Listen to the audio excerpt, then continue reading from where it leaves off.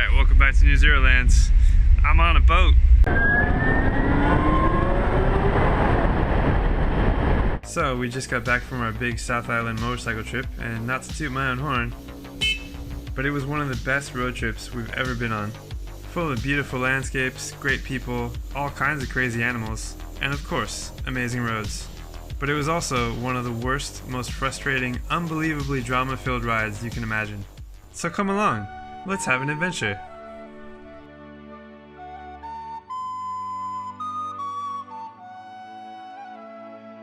Unfortunately, the only way to get to the South Island is by taking the stinky ferry.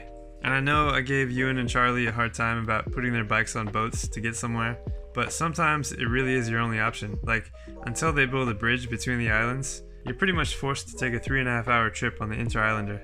And when the water gets choppy, it feels like that hallway scene from Inception. But the views are totally worth it.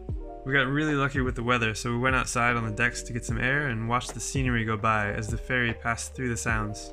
Our friends Emil, Kaz, and Brock were doing a motorcycle trip of their own, and we all decided to join up for the ride down to Kaikoura.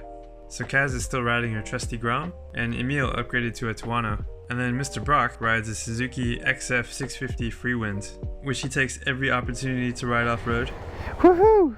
Jen's on a Triumph Street Triple 675, and in case you're new to this channel, my bike is a 2020 Energica Ego. It's electric. As soon as we got off the boat, it was scorching. Sam is too warm, so he's taking off his pants. I don't know how you can go south and somehow get warmer weather, but here we are. And after riding for only 10 minutes, we pulled over to move the bags around. So we strapped both of our backpacks to the back of the Triumph, and it works really well. Pretty sturdy, should make it a lot more comfortable. You never really know what's going to work until you hit the road, and this would be the first of many luggage rearrangements, which evolve daily over the course of the trip. 2 turtle shells strapped together. 1 complete turtle. Turtle love. It was still really early and we didn't have far to go, only 155 kilometers to Kaikoura. So we stopped at the Omaka Aviation Heritage Center in Blenheim. This amazing World War I and World War II plane museum with tons of history. Like this guy, who parachuted from his burning plane, landed in someone's backyard while they were having a party, and they brought him a drink. Actually, a good chunk of Peter Jackson's personal collection of planes is here. And Weta Workshop had a huge part in building the dioramas, so they were all super realistic and immersive. We're all huge fans of everything the workshop does, so I'm really glad we got to stop here. And this wasn't a planned stop on our trip. We actually didn't decide to do this until we got on the ferry.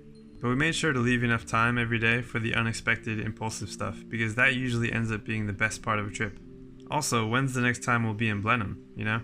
Really, when's the next time we'll be anywhere? Might as well stop and see everything you can when you get the chance. Aviation Heritage Center, Omaka. Awesome. Definitely check it out if you're in the area in Blenheim. It's super warm down here, super sunny. They say it's the sunniest place in New Zealand, right? We jumped back on our bikes and headed down to Ward, which would be my first charging stop of the trip. Made it to a place called Ward, and they have a charging station. This place connects Picton, Blenheim has a charging station, Ward has one, and then Kaikoura. You can't really make it between Blenheim and Kaikoura. It's like 130 k's, so it's like exactly what my range is. So we'd have to ride slow, but luckily there's a charging station here and it's awesome. This stop wasn't very long. Actually, these stations send you a text when you're finished charging, so I know exactly how long it took.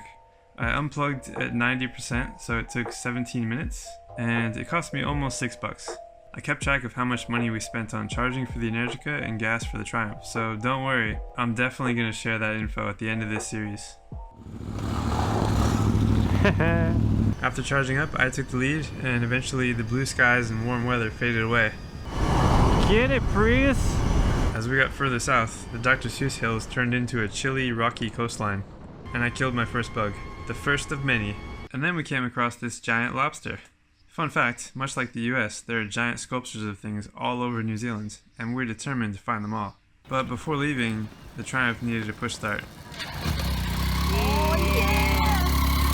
At that moment, we had no idea how bad things would get with the Triumph, but we continued on. It's our first time riding on this road since a huge earthquake completely destroyed it a few years ago, and they've rebuilt it into this unbelievable Ridge Racer style fantasy road. It was really tragic what happened though. This whole coastline lifted up, and there used to be this magical baby seal colony, and that was just wiped out. So it was awesome to see that the repairs were so well done. Jen and I stopped in Kaikoura for the night, and our riding companions continued down to Christchurch, but we plan to meet up with them again in a few days. So far, I've only done one charging stop, but at the motel I did the whole Tesla cable out the window thing and set the bike to 6 amps just to make sure it didn't trip anything, which was totally fine because I was charging overnight and I wasn't in a rush. Then we took a stroll down the esplanade in search of wine and cheese for dinner. Cheers to a successful start of the trip. On our second day, we woke up early and repacked our bags. This became a daily thing, and although it was pretty annoying, we eventually got really quick at it. This turtle shell setup only lasted a few days before we changed it around for something better. Oh yeah, alright, 182 kilometers ridden so far.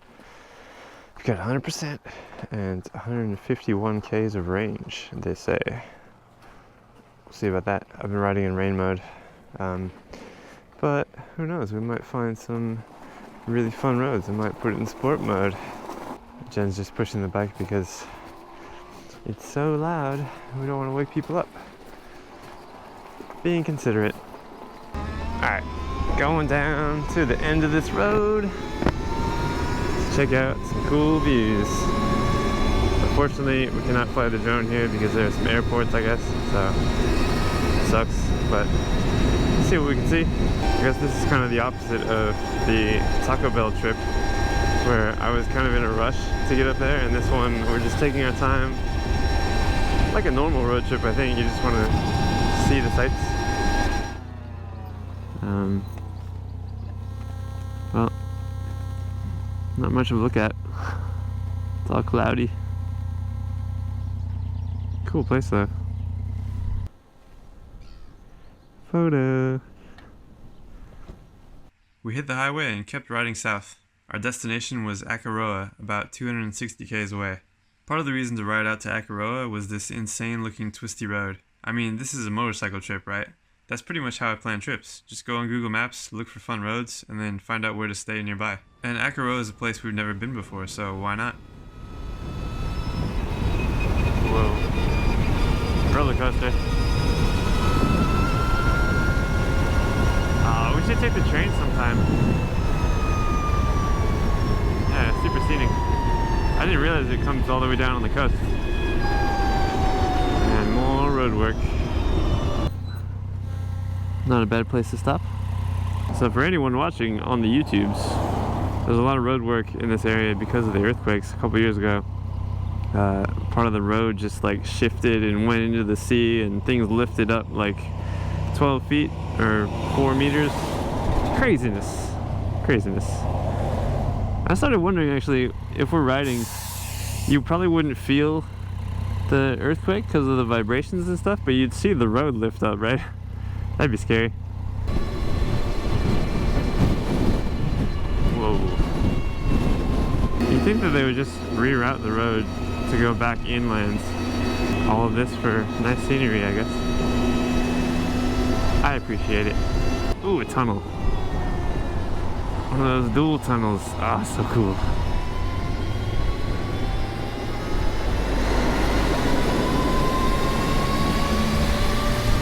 Wow. I feel like I'm gonna use up all my memory card stuff today.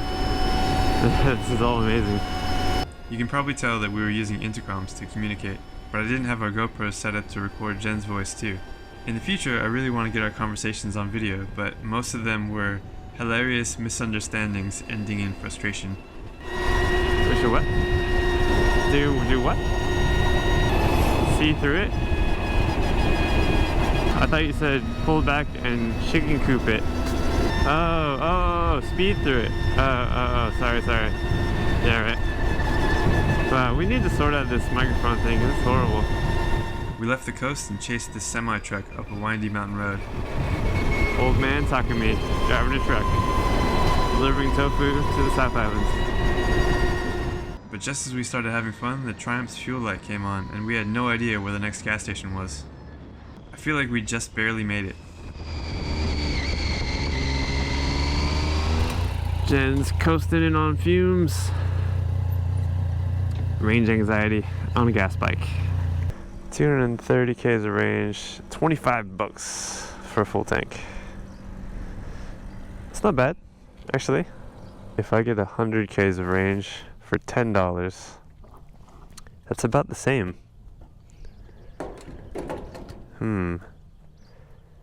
Unless I charge overnight for free. then it's unfair. So the Triumph gets about double the range of the Energica, and DC stations end up costing about the same as gas.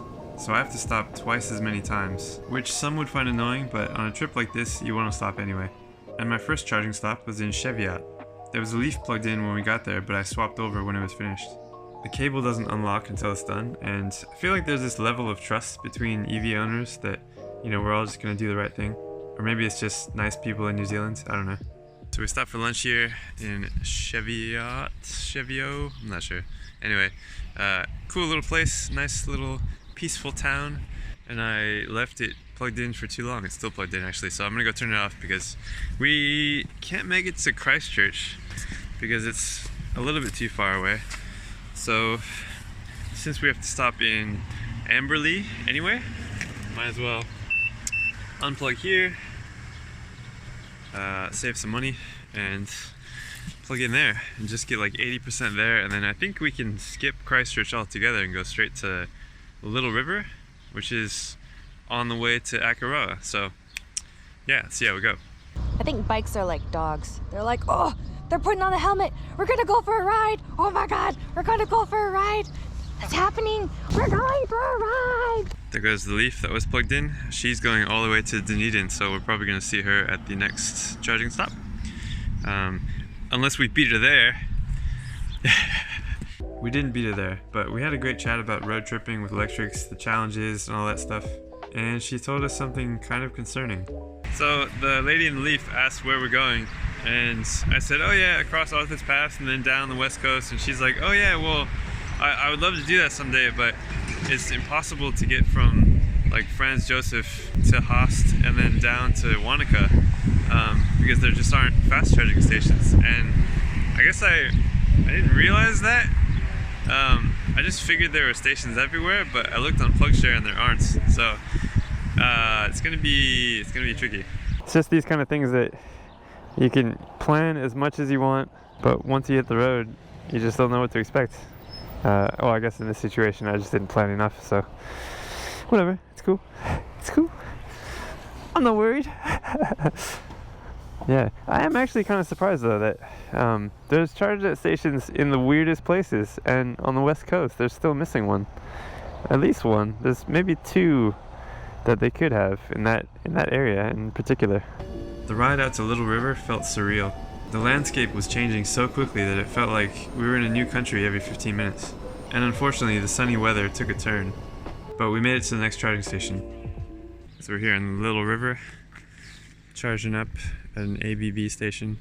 Got 3 charging spots and another like slow charging Type 2 station. And apparently the guy who installed them, that guy over there actually, with the orange vest, he said that there are 2 more slow charging stations in Akaroa, which is down the road, or up this windy road and then around this like bay thing. We're gonna go check that out next. Best part is, the station is free. Amazing. Fueling up for free. There's also a gas station over there, like right around the corner that Jen just fueled up. That was not free. You know how it goes though. Electric motorcycles are cheaters. Thank you very much, Christchurch City Council. You're awesome. Woohoo! Between Little River and Akaroa, the weather got even worse. But remember what I said about that road on Google Maps? Even though it was raining, it was still amazing.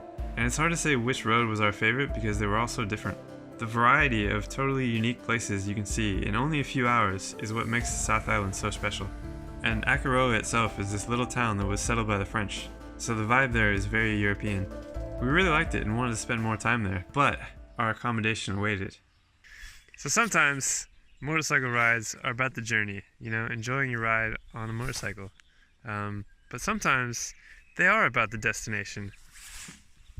And places you never knew even existed until you looked on Google of top 10 places to visit. Mm-hmm. And this is one of them. This is Te Wepu. is located over in French Farm, and I found out flying drones isn't allowed right after flying my drone, so whoops, sorry. I'm a witch and I'm stirring my cauldron. Merry Christmas. Oh, so cool. I'm cooking humans tonight. Welcome to my cannibalism world. Yeah, we have problems. Anyway, I know this was only our second day of the trip, but we really needed this relaxing getaway. The next day, we'd start our ride across Arthur's Pass, so stay tuned for that video in the next few weeks. I have something like a terabyte worth of video to edit, so hopefully I can get something up soon. This ends part 1 of our epic South Island road trip series. So thanks for watching, and I'll see you guys next time.